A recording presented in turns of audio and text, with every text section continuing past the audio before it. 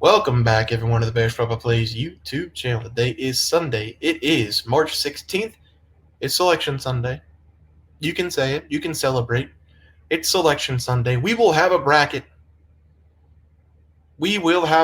Sunday night about 6, 7 o'clock. It's going to happen. I can't wait for it.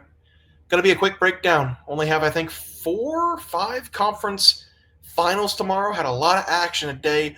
Let's talk about it. 2 and 3 start. Do we have anything else tonight? Yes, we have Louisville money line. What's the score of the Louisville game right now?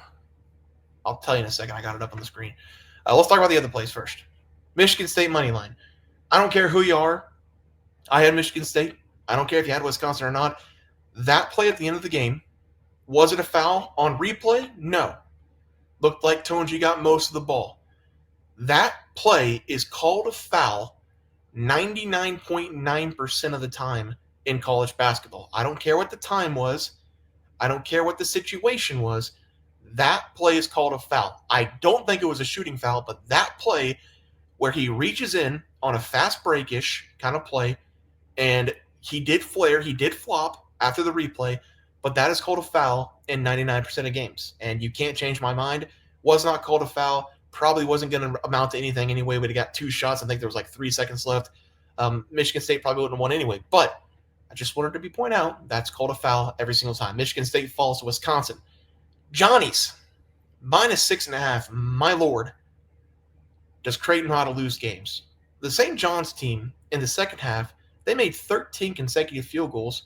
They went on like a 24-2 run on Creighton, and Creighton gave up with 2 minutes left. This is a team that just came back down 9 points against DePaul with 58 seconds left, and they subbed people out with down 14 with 2 minutes left in the game. They wanted to make sure they got the seniors in there, wanted to make sure they got some of the guys in there that give them practice and reps in practice to make sure they get some time on the floor. I get that, but it's a championship game. 2 minutes, you're down by 14. You just played DePaul and came back from 9 in 58 seconds. Could have waited another minute. That's all I'm saying. St. John's dominates the second half and wins that game very easily in the second half. Tennessee +4.5 outright against Auburn. I told you. Auburn. Why did I put 1 and 2 on the game pick? Should have been 2 and 1 already. Told you, Auburn, not a very good team right now. They are a very good team in general, but right now they're not playing very good basketball. They went on a massive drought in that second half. Give them credit. They went on like a 13-2 run to make that game interesting with 4 minutes left. And sorry, it was a phone call. And it was interesting. Tennessee had to make a really good shot, a left-handed layup, I think, by Ziegler. Got a stop, got a board. And, the Tennessee just closed it out. That was a very good game. 2 1 seeds should be, but they both can't get a 1 seed. But I do think Tennessee, if they win that championship game, they will get the 1 seed over somebody. Probably Auburn. We'll see. Player props. PJ Haggerty, horrible. Horrible game. He scored 40, and then he scored basically nothing. They barely escaped the Green Wave, winning by 1 point. And then Walter Clayton Jr., unstoppable. Should have took his threes. We're going to take his threes today, but he scored 22 points as Florida stomps on Alabama, especially in that second half, winning that one. So let's go over to the player props for tomorrow. We're going to start with player props. Watch the Michigan and Maryland game. I'm going to ask you guys, what is the first objective on a fast break? What's the first objective the defense is supposed to do on a fast break? Stop the ball. Maryland didn't stop the ball. Donaldson, with 5 seconds left, down 1, goes right up the middle. It was 22 dive, right up the middle. Nobody touches him, and he gets a layup to win the game for the Michigan Wolverines. Disgusting effort by Maryland on the defensive side. The game was great. Back and forth the entire way. Maryland should have won that game because all you had to do was stop the ball, and you win the game. Easy peasy. Danny Wolf's going to be the player here going up against Wisconsin.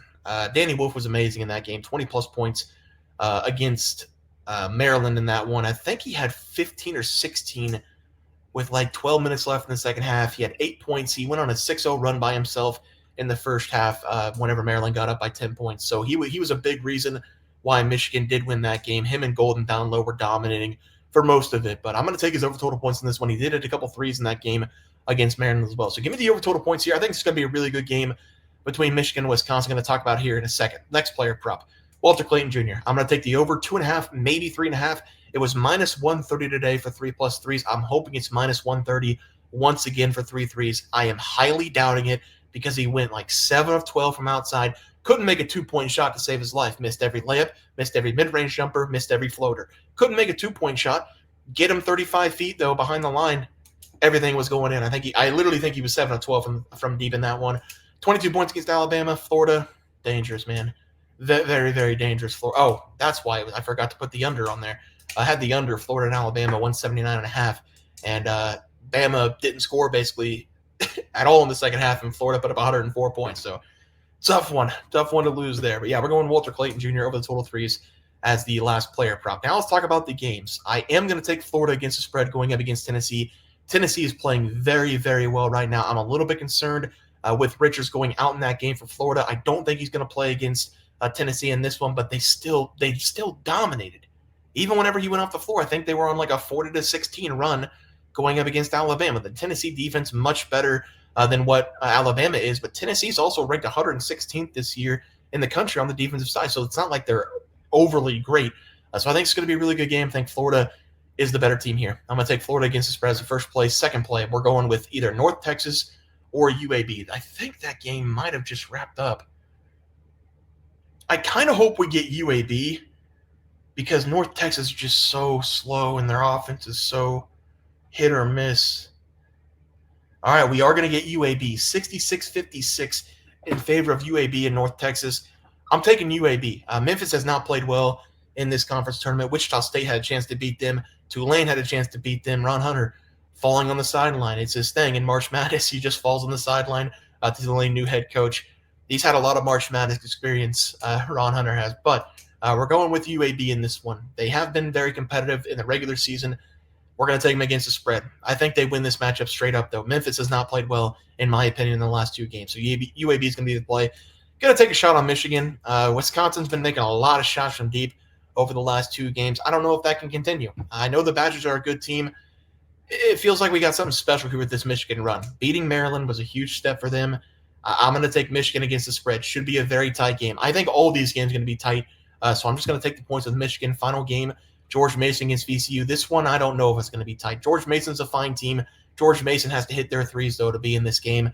I don't think it's going to happen. VCU kind of got tested today. I don't think they're going to get tested on this one. They have an outstanding defense. They've got a great offense. VCU is going to need to play against the spread for the final play of the day. Player props with those 4 game picks. We have Walter Clayton Jr., 2.5 threes. I am hoping 2.5 twos. No, 2.5 threes going up against Tennessee. And then Danny Wolf over the total points going up against the Badgers as the final play of the day. Guys, that's going to do it for the NCAA basketball picks and props for Sunday, March 16th slate of games. If you guys enjoyed the content, please drop like this video and subscribe channel below. See you guys next video, and thanks for watching.